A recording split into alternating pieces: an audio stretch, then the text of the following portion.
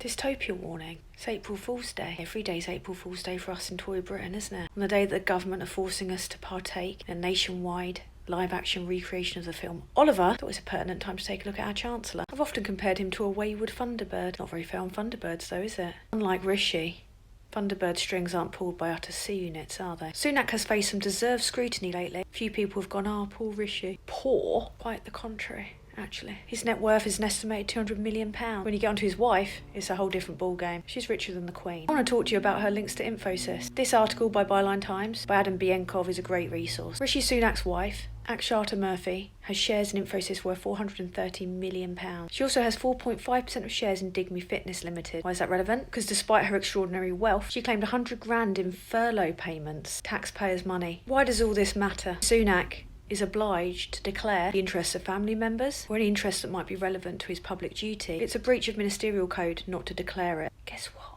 He hasn't declared it. Not only that, when you take a look at Infosys, you'll find extraordinarily strong links to Russia. That's Sunak's father-in-law shaking hands with Putin. A lot of companies have links to Russia. The issue is that Infosys still has strong links to Russia, despite them invading Ukraine. Another important factor is that this is at a time when the government are sanctioning other companies with ties to Putin's regime, not least Alpha Bank, which was recently sanctioned, and has strong links to Infosys. Sunak's father-in-law has retired, but his daughter, Sunak's wife, continues to hold shares in the company. When asked, Sunak said he had absolutely no idea what Infosys are doing. I think it's about time he found out, don't you? Especially when he's benefiting financially from them. And we're talking about vast wealth, at a time when he's plunging millions in this country into poverty. 400,000 kids were lifted out of poverty by the Universal Credit Uplift, in line with GDP per capita since 1990. Universal credit payment should be £40 more per week. When asked, he claims that people were smearing his father-in-law. Facts aren't smears. Truth isn't a dirty word to those with nothing to hide. If there is any possibility that our Chancellor is personally profiting from the blood money of Putin's regime, or in any way helping to fund bullets being pumped into innocents, or maternity hospitals being shelled, we have a right to know, because he's not Will Smith, is he? He's the Chancellor, and he needs to be held accountable, especially when he's making decisions that could leave the citizens of this country financially destitute.